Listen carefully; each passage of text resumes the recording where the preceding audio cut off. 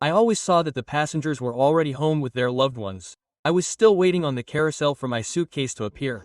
It's incredible, everyone's suitcases would appear except mine. So I learned the hard way. I say the hard way because I learned the hard way, to travel with a light load. But in everyday life, in our daily lives, we don't learn it so easily. Yes, for traveling, but not in everyday life. At some point, every day, between the first step out of bed and the last one out of the house, we grab a suitcase in our lives, walk to the baggage carousel and collect our load. And we don't remember having done it because we do it subconsciously, unconsciously, right? We all remember picking up a suitcase, but we didn't see any conveyor belt. It's because it's not the airport carousel, it's the carousel that's in our minds. So, the suitcase of guilt, of anxiety, of worry. Every morning we grab a bag of discontent on one shoulder and a handbag full of anxiety on the other and leave home weighed down with barely a coffee, but with a ton of baggage.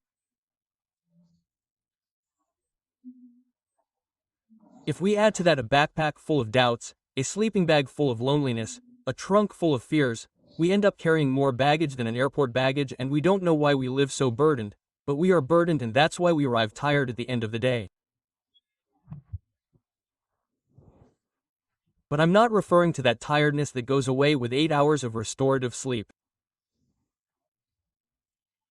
I'm talking about dragging that baggage that is exhausting, that makes us feel bored, that doesn't even allow us the 8, 6, or 7 hours of rest to recover. We are always tired. People these days have too much work, too little sleep, and at the same time they go to the baggage claim of daily life and pick up the bag of tiredness. Then, you add heart attacks, disloyalties, betrayals, debts, things to pay, custody battles, and there comes a time when we are on the verge of collapse. What's more, we don't realize the impact that excess baggage has on our relationships. Because how can we embrace another person if our arms are full of bags and suitcases and luggage? How can we help others if we are exhausted? How can we bless another person if we are always tired? How can we spread forgiveness, give grace if we are full of guilt, burdened with guilt? How can we offer comfort if we are discouraged? It can't be done. So how can we? Furthermore, how can we carry other people's burdens if our arms are loaded with our own burdens? Then, there comes a time when the burdens of life, the anxiety, start to see us as useless. In life, there are burdens that we simply cannot carry, we should not carry, but we carry them unconsciously. We have a huge problem with fatigue. I think that any country that had a president with half a brain would send everyone to rest, at least, but no more holidays so that they can go out and crowd the roads, right? People fall asleep at work. Some even fall asleep in church. Which is terrible. It's a mortal sin. They should burn themselves to death there for falling asleep. Every day. 30 tons of aspirin, sleeping pills, and tranquilizers are consumed just so that people can feel better. I think that if we invited an extraterrestrial to solve the world's problems, he would suggest only one solution. Everybody get some rest. Everybody get some sleep because our minds are tired, our bodies are tired, but what's worse, our souls are full of noise. I don't know if you know anyone who is noisy or who always yells. Someone must have a relative who does the yelling. There are people who have their. I know a couple, I won't say who, but I know a couple who don't have a handle on decibels, who surpass the average human, who tell you, "How are you? Good," and they yell at you like that. We Argentines get that from the Italians, If you go to Italy, it seems like everyone is fighting. You hear a table of Italians saying that they're ordering, it sounds like they're killing each other. No, they're ordering food. And we Argentines have this too. But I'm talking about the other one, the one who doesn't have a handle on decibels, the people who can't whisper because God brought them into the world to shout. There's no change in volume when they whisper, they just speak with more air. Listen, I'm going to the bathroom, quietly, I'm going to the bathroom. What do? They keep yelling. They go to a funeral and they bring the dead back to life. My deepest condolences. And what happened to the dead person? I once flew talking about flights with a friend who, to protect his identity, I'm going to call the friend who yells. I think we were in row 27A of Copa Airlines, and by the way, I send a big kiss to the people at Copa who treated us so well. So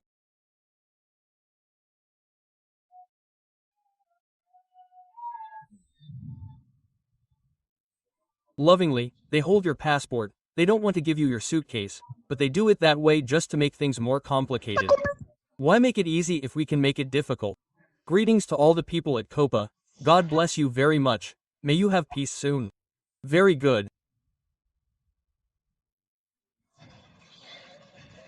The problem was that the plane was completely full, right? My friend was the friend who yells in the aisle seat, I was in the middle seat and there was a poor woman stuck in 27A. We hadn't even taken off when my friend was yelling as he always says, at what age does impotence start? The guy who laughed as a homebody. A big guy said, I think it was me.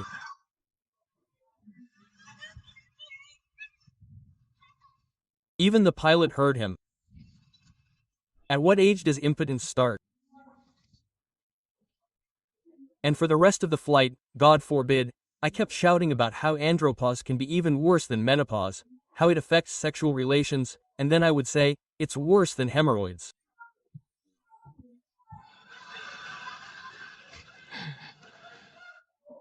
The entire flight, I couldn't turn to see the human face of the person sitting next to me at the window.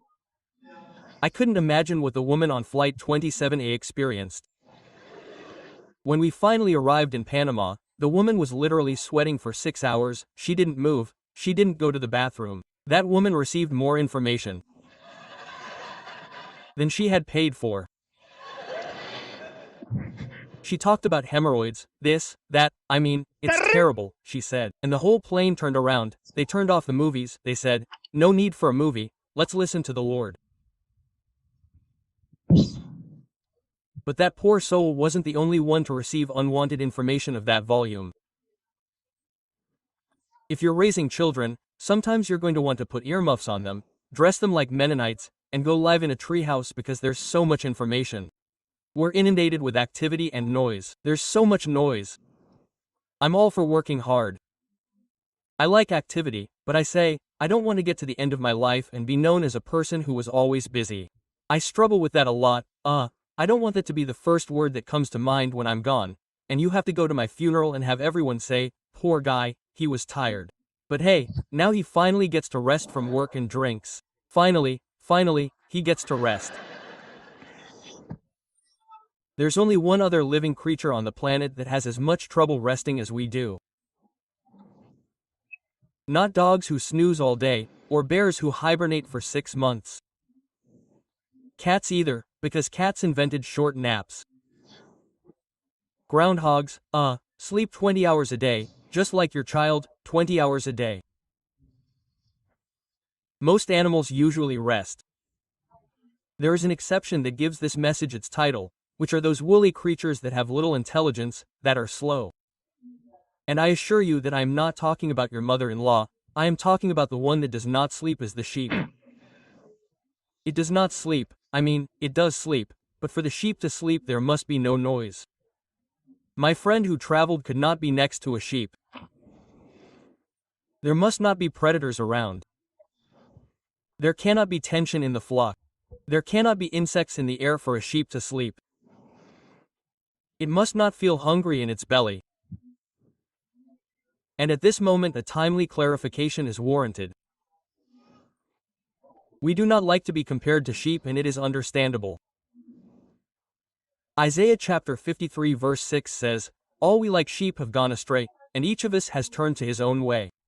And we say, yes, well, but from time to time it is okay for God to compare us to sheep. But I do not like it. First, because sheep are fools. A sheep laughed, but that's the way it is. Of all the animals, it's the least capable of taking care of itself. Who's ever seen a sheep do anything entertaining? Before Dolly the sheep, the cloned sheep, there were no famous sheep. If there's a movie about sheep, it's an animated movie, but nobody trains a real sheep. We've got Lee, we've got Flipper, we've got Mr. Sheep. There's no talking Mr. Sheep, there's none. And there are animal nicknames for every soccer team, every football team. Here in the United States, you have bears, lions, sharks, eagles, hawks, bulls, panthers, Bengal tigers, bobcats, raccoons, wild horses, Tijuana coyotes. You have all of those. I don't know how they got together, but they just kind of jumped and crossed over and formed a team.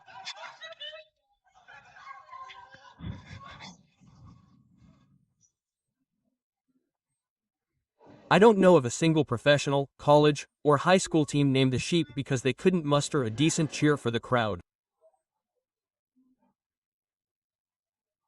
Hannah's sheep, no, they don't scare anyone. Sheep. It scares me.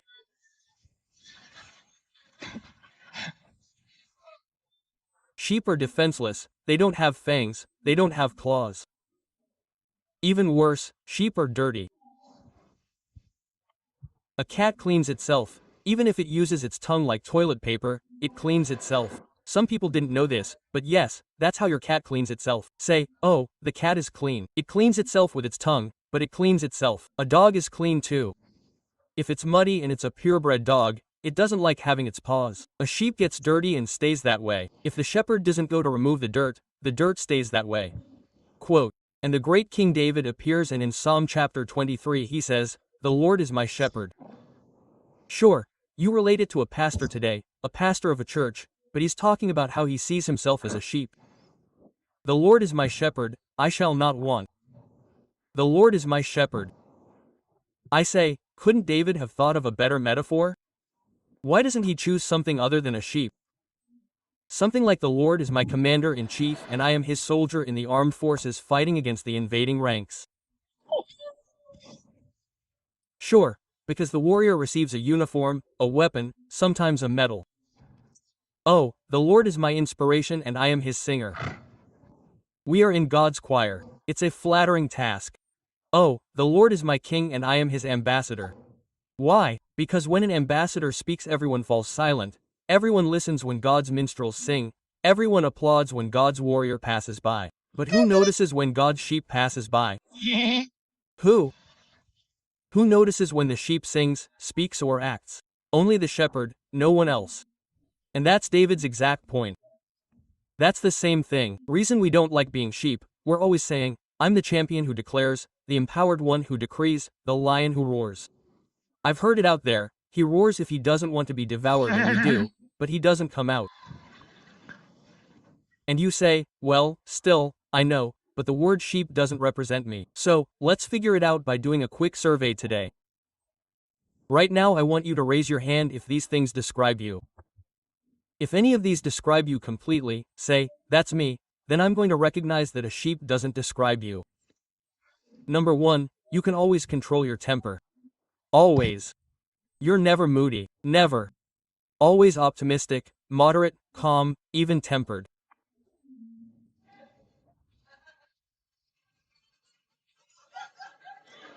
Hyper terrible. There's an earthquake, the San Andres Valley is passing through here, no problem, I trust in the Lord. No, it's fine. Let's try it on another side. You're always at peace with everyone. You're a sweetheart, Gandhi reincarnated. Even your old loves remember you with love. He says, what a good man my ex was. What a good woman my ex was. She was crazy at the time, but now she's a good woman. Quote, it describes you, let's keep trying. You have no fear. They discover that you have cancer and you smile. It's like someone telling you, you have a headache. Your mother-in-law is moving into your house and you're fine. It describes you, doesn't it? Another one. You don't need forgiveness. You've never made a mistake. You're clean as a baby's butt after being banned. You never cheated, you never lied. It describes you. So, since I don't see hands, I interpret that you can't control your temper, that some of your relationships are too strong, that you have many fears, that you have many flaws. It seems to me, and we conclude, that if you are a sheep and you need a shepherd, you can't clean yourself. It seemed to me that you are a sheep, and the sheep needs help to rest. That's the point. And David continues writing in that wonderful psalm, in that composition, in that song that has not been surpassed by any other author. He says, "He makes me lie down in green pastures, he leads me beside still waters." Sure, it seems like poetic license. Sometimes authors take these liberties that don't mean much, but this is not a metaphor. David, as he had been a shepherd of sheep, knew why a sheep should lie down to rest. It has to feel free from fear, tension, discomfort, and hunger. Otherwise, it will live tired. First of all, sheep are easy to scare.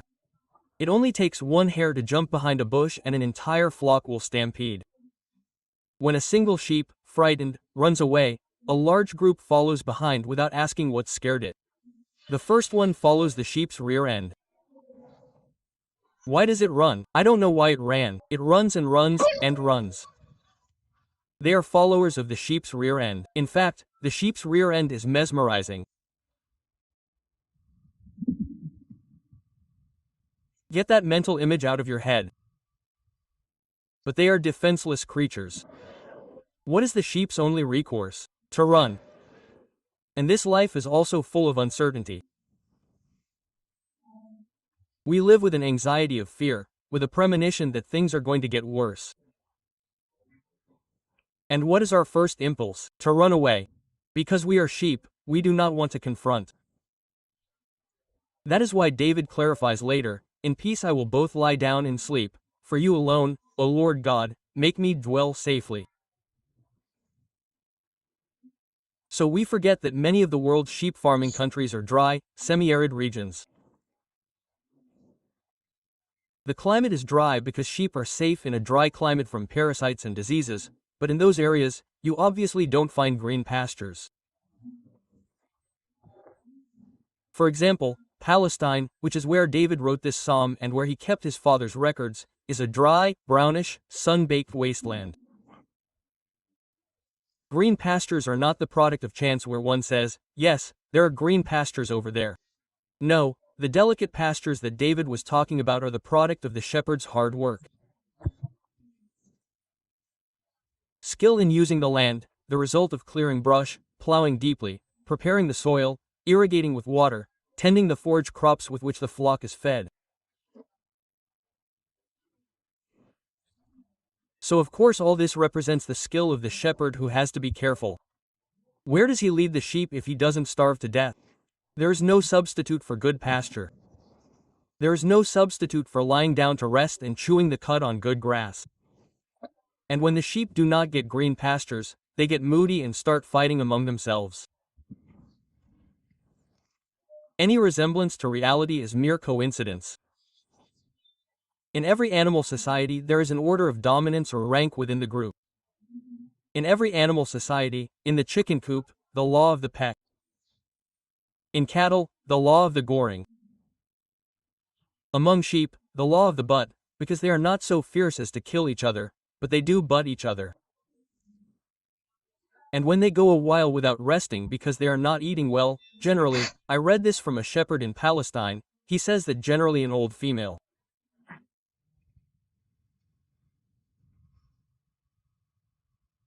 Veteran. Seasoned, arrogant, dominant, rises up as the leader of the flock of sheep and maintains her position of prestige. The sheep is the one who gets the butt. I imagine she says, listen to me, even tempered. I'm Etna, and of this flock I'm the one who steps the hardest. Let's go, my dear, don't jump the line or I'll punch you in the face, and if I'm not there, Gertrudis will be in charge, she's the one with the bow on the chair. She's my trusted sheep guard. But as soon as the shepherd arrives and takes them to green pastures, rivalries end. In order for the sheep not to fight, they have to be eating fresh pastures. This is as true for sheep as it is for people. When energy is not consumed externally, it is burned internally. The result is implosive. How do you stop gossip in a church? The gossip, putting them to work, sending them to Africa, Cuba, Venezuela, so that Maduro can catch them, so that those who are in danger can send them. The ones who were in Cuba never fought. Because they saw the Cubans what they were doing to you. Here, even the most hostile ones would grab and hug each other. Because when one doesn't eat well, when one doesn't have a vision, instead of throwing the net, one throws stones. Instead of extending helping hands, we raise accusing fingers. Instead of helping those who suffer, we make those who help suffer. And sadly, what happens? They are left confused without advice, lost without reaching, and sheep without food.